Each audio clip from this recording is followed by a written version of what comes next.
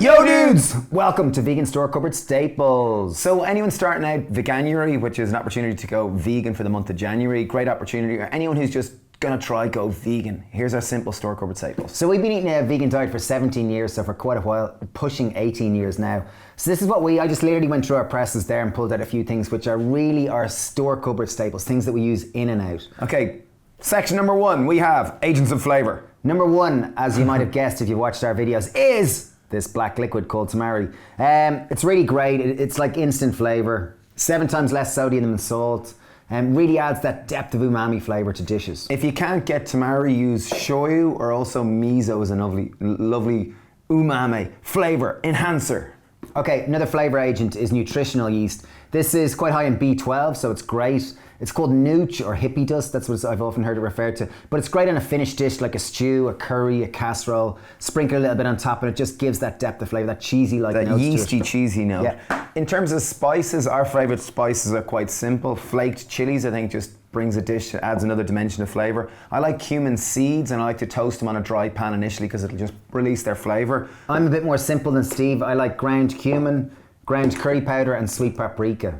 Those are my I like smoked paprika because it adds that smoky note. So anyway, try to get a range of spices or dried spice or dried herbs. It just gives you an opportunity to add more flavor, because if you think about traditional French cooking, it generally would start with butter and it would finish with cheese or some form of fat. So a lot of the flavor development is coming from fat. Whereas when you move to vegan, hopefully you want to eat more healthy for yourself and base it around fresh vegetables, herbs, spices, and really good whole grain season, beans, etc. Yeah. Okay, moving along. In terms of sauces, the main things that we will use for sauces is tinned tomatoes, essential to have in your press at all times, and tinned coconut milk. These are probably, I'd say 70% of the time, this is what we base our sauces around. They're quick, simple and easy. When you want to knock together a 5-minute curry or a tomato-based dish, these are essential. Alternatively, in terms of sauces, you could use tahini or almond butter to create an emulsion blended through with stock. And that's just another way of developing sauces. Nut butters is a great one to have for a snack. Simply put it on banana, sliced apple, or anything like that, just to suddenly, fruit will typically have 300 calories per pound versus say nut butter or seed butter will be approximately 2,000 calories per pound. So adding the two makes your kind of fruit seem more indulgent, more satiating, and it's a whole fat, so it's got its fiber. Can I say something in terms of the almond butter? I think people that are new to vegan diet, particularly young men, you'll typically say, geez, I'm scared of losing weight, or I'm scared of losing my muscle mass.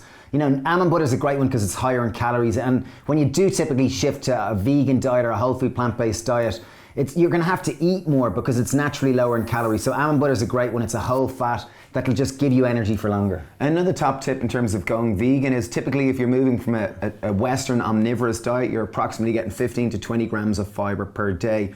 Shifting to a whole food vegan diet, you're going to be getting 45 grams up to 100 grams. So it's a lot more fiber going through your digestive tract. So top tips for that are: spend more time outside because you're going to be windy, and drink lots of water. Think of a water slide. If there's no water flowing, things get And if you want to learn more about that, we've got our Happy Gut course, which is our 6-week online course that's really designed to reduce bloating and really help people transition to plant-based diet. Link down below. Because they're shifting from a low-fiber diet, like a Western diet, to really a high-fiber vegan diet, and that's typically what it is if it's based around whole foods. Other store cupboard staples, simple things like beans. Your beans of choice. In an ideal world, we grow our own vegetables, or someone would grow them in our own garden and pick them. We'd eat the freshest foods ever. But in modern day society, if you can get some organic beans, whether it be lentils, chickpeas, black beans, black-eyed beans, just drain and rinse them to remove the flatulence.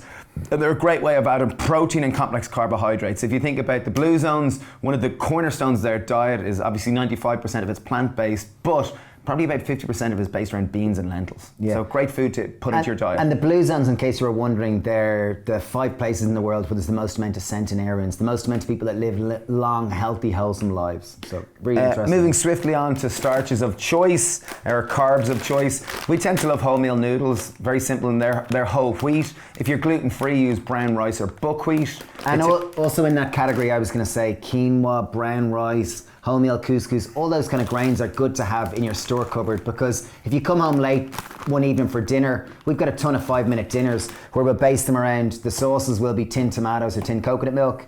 The starch will be whether it's noodles or wholemeal couscous, whatever, tinned beans. We'll probably use something simple like curry powder as the main, just simple spice. Yeah.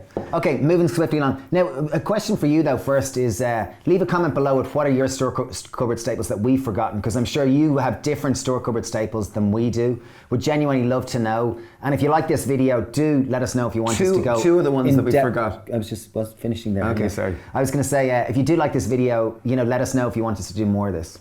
A few other little staples. We use maple syrup as our sweetener of choice generally because it's a high mineral content. Maple syrup comes from the maple tree. There's a tap on it. The sap comes out, or the juice, if you will. It's a lot of the water's evaporated to get this wonderful liquid gold that's magnificent. Now it is a refined sweetener, but it's got more minerals, and obviously it's not honey. If you're eating a vegan diet, you're not going to eat honey. So a couple other things is plant-based milks. We typically buy fortified ones, so they're fortified with B12 and vitamin D. I like oat milk, rice milk, soya milk. In terms of if you're making, say, lattes or cappuccinos or flat whites, oat milk works fabulous. Soy milk works reasonably well. Rice, almond milk works fabulous. Okay, two final things I'm going to mention is one is going to be nuts.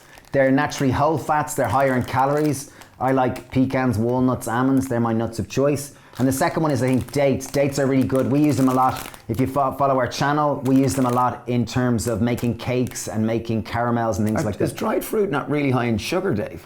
Great question, Steve. Great question. And that just brings me to the point here now. Dried fruit, it is high in fructose, but it's also very high in fiber, and fiber will slow down the release of sugar. It's also got lots of vitamins and minerals, so it's really good. Fructose is good. These dried fruit is good. Just make sure and brush your teeth. Finally, last one which I'm going to say, which is really important, is I find crackers really good.